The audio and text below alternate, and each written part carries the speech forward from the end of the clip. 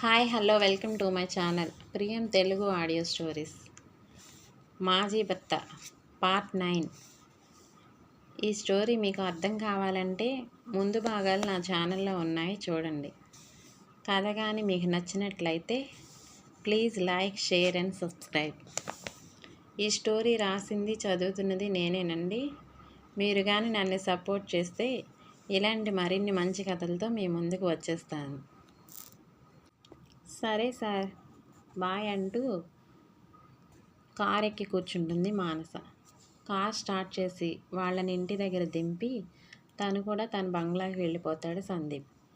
ఇంటికి చేరుకున్న సందీప్కి పదే పదే దిలీప్ మానసులు నవ్వుకుంటూ మాట్లాడుకోవడం గుర్తుకొస్తుంది. కానీ మానస ఇప్పుడు వేరొకరి భార్య, తను ఎవరితో మాట్లాడితే నాకెందుకు అని అనుకొని ఆలోచనలో మునిగిన సందీప్ గతంలోకి వెళ్ళిపోతాడు. కాలేజీలో చేరిన మొదటి రోజే సందీప్ మానసను చూస్తాడు గొడవ జరుగుతున్నప్పుడు. ఆ తర్వాత లేడీస్ అందరూ తన చుట్టూ చేరి పరిచయం చేసుకుంటున్నప్పుడు మానస మొహం తిప్పుకొని వెళ్ళడం గమనిస్తాడు. దాంతో చిన్నగా నవ్వుకొని తనని గమనించడం మొదలు పెడతాడు. ఆమె ఒక అనాథని, చదువుకోవడం కోసం తను పార్ట్ టైం జాబ్స్ చేయడం, తన కాళ్ళ మీద తను నిలబడటానికి ఆమె చేసే ప్రయత్నాలన్నీ తన మనసుకు నచ్చుతాయి. పోనీ తను ఏమన్నా సహాయం చేద్దామన్నా తీసుకునే తత్వం ఆమెది కాదని తన క్యారెక్టర్ గురించి అన్ని విషయాల్లోనూ తనకు ఫిదా అయిపోతాడు సందీప్. ఒకరోజు మానస పిల్లలకు ట్యూషన్ చెప్పి రూమ్కి వెళ్తుండగా ఆమెను రౌడీలు ఫాలో అవ్వడం చూసి వాళ్ళని చితక్కొడతాడు సందీప్. ఆ సౌండ్స్కి వెనక్కి తిరిగిన ఆమెకు సందీప్ ఎవరితోనో గొడవ పడడం చూసి వాళ్ళలో ఒకడు పారిపోతుంటే ఏం జరిగింది అని అడుగుతుంది. వాడు ఏమో మేడం, మా దారిని మేము పోతా ఉంటే వాడే వచ్చి మమ్మల్ని కొడుతున్నాడు మేడం. బహుశా తాగింది ఎక్కువయ్యింది అనుకుంటా. ఏం చేయాలో తెలియక దారిన పోయేవారిని కొడుతున్నాడు అని చెప్తాడు. మీరు వెళ్ళిపోండి మేడం, మిమ్మల్ని కూడా కొట్టినా కొడతాడు అంటాడు వాడు మానస్తో మాట్లాడడం చూసి, మానస్ తనను అసహించుకోవడం చూసి వాడు మానసకేవో కల్పించి చెప్పుంటాడు, అందుకే మానస అలా ప్రవర్తిస్తుంది అని అనుకుంటాడు సందీప్. అలాగే కాలేజీలో అమ్మాయిలు ఏడిపించే వారికి బుద్ధి చెప్పిన అన్నీ చూసి మానస తనని అసహించుకుంటుందని అర్థమవుతుంది సందీప్కి. ఒకరోజు మానస్కు ప్రపోజ్ చేసిన తను ఒప్పుకోకపోవడానికి కారణం అన్నీ సందీప్కి తెలుసు. తను ఒప్పుకున్నా లేకున్నా తనని ఒప్పించి తననే పెళ్లి చేసుకోవాలి అనుకుంటాడు సందీప్. లాస్ట్ ఇయర్ వరకు తనని డిస్టర్బ్ చేయకుండా తనకు దూరంగా ఉంటాడు. కానీ తనకు ఉద్యోగం వచ్చింది, తన దూరంగా ఎక్కడికో వెళ్ళిపోతుంది అని తెలిసి ఇంకా ఆలస్యం చేస్తే మానస ఇంకా దూరం అయిపోతుంది అని బలవంతంగా తన మెడలో తాళి కడతాడు. తనతో ఉంటే ఎప్పటికైనా తనను అర్థం చేసుకుంటుంది. ఆమె ఒప్పుకున్నాక వాళ్ళ నాయనమ్మను ఒప్పించి అందరి ముందు తనని భార్యగా స్వీకరించాలి అనుకుంటాడు సందీప్.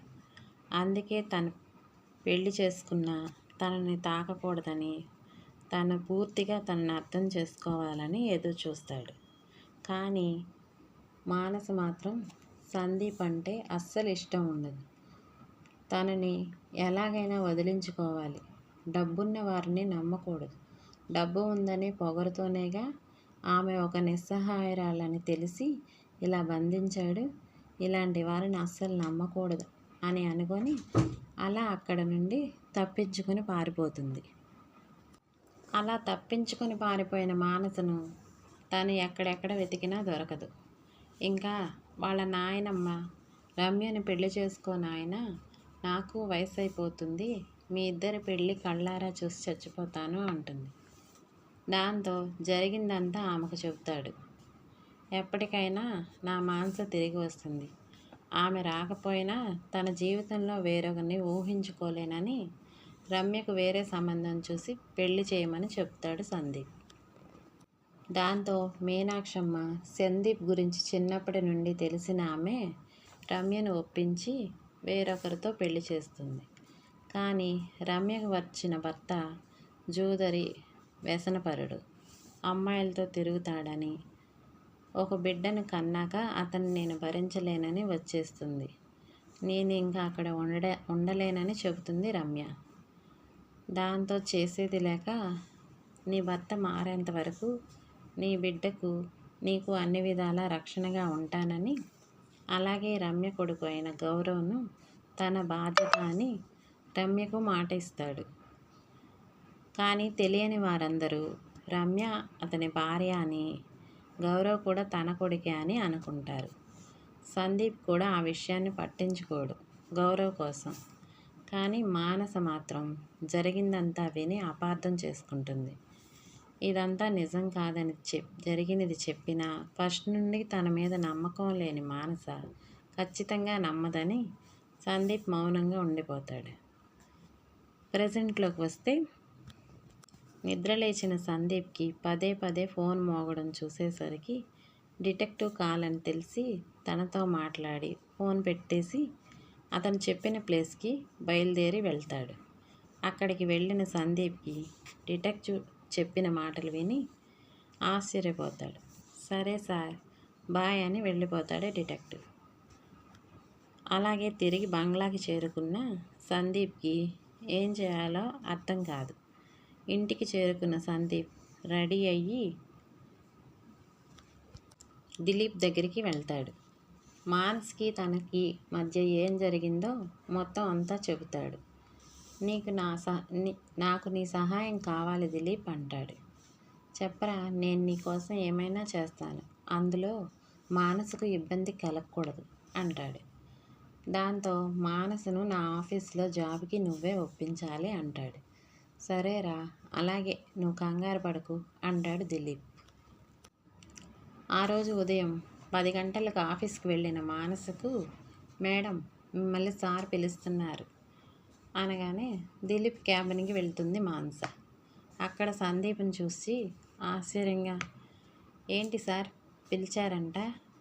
ఏం లేదు మానస, మన సందీప్ కొత్త కంపెనీ స్టార్ట్ చేశాడు, నీకు కూడా తెలుసు కదా.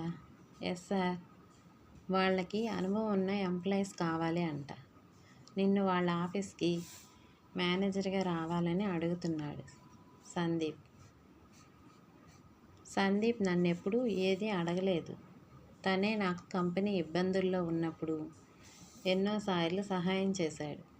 ఏనాడు నా నుండి ఏదీ కోరలేదు. ఈరోజు మాత్రం తన కంపెనీకి నిన్ను ఎంప్లాయీగా అడుగుతున్నాడు. నా మీద గౌరవం ఉంటే ఈ సహాయం నాకు చేసి పెట్టవా? నీకు డబల్ శాలరీ ఇస్తానంటున్నాడు. దాంతో మానసుకి అర్థమవుతుంది ఇదంతా సందీప్ ప్లాన్ అని. దిలీప్కి ఏం తెలియదని అనుకొని, కానీ సార్ అని అంటుంటే, ప్లీజ్ మానస, కాదనకు అంటాడు దిలీప్. దిలీప్ని కాదనలేక సందీప్ ఆఫీస్కి వెళ్ళడం ఇష్టం లేక కన్ఫ్యూజన్లో పడిపోతుంది మానస. తనకు అవసరమైన సమయంలో ఉద్యోగం ఇచ్చి ఆదుకున్న దిలీప్కు ఇక చేసేది లేక, నాకు ఏమాత్రం నచ్చకపోయినా జాబ్ వదిలేసి వచ్చేస్తాను సార్. అలాగే మానస, నీ ఇష్టం, ప్రస్తుతానికి ఒప్పుకున్నావు, అంతే చాలు. ఒక 6 నెలలు, ఆ తర్వాత నీ ఇష్టం అని. థ్యాంక్స్ మానస అని చెప్తాడు దిలీప్. మానస ఒప్పుకుంది అని తెలిసిన సందీప్కి మొహంలో చిరునవ్వు మెరిసింది. ఆ నెక్స్ట్ డే పాపకి రెడీ చేసి తను కూడా సందీప్ ఆఫీస్కి బయలుదేరుతూ ఉంటుంది. ఈలోగా సందీప్ కారు వస్తుంది. హాయ్ బడ్డీ, గుడ్ మార్నింగ్ అంటుంది Sweety. Good morning my baby. నీకున్న కామన్ సెన్స్ కూడా మీ మమ్మీకి లేదు. బాస్ని విష్ చేయాలి, కొంచెం కాఫీ ఇవ్వాలి అని కొంచెం కూడా మేనర్స్ తెలీదు మీ మమ్మీకి అంటాడు సందీప్. నా గురించి నువ్వు ఎక్కువ ఎక్స్పెక్ట్ చేస్తున్నట్టున్నావు, అంత సీన్ లేదు. ఏదో దిలీప్ సార్ మాట కాదనలేక నీ ఆఫీస్కి వస్తున్నాను. గాల్లో తేలిపోతున్నట్లున్నావు, కిందకు దిగు. ఎక్కువసేపు గాల్లో ఉంటే బోర్లా పడతావు అంటుంది మానస. పడిపోతే పట్టుకోవడానికి నువ్వున్నావుగా నా పెళ్ళానివి అంటాడు Sandeep.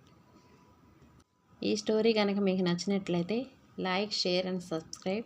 Thank you all. By by.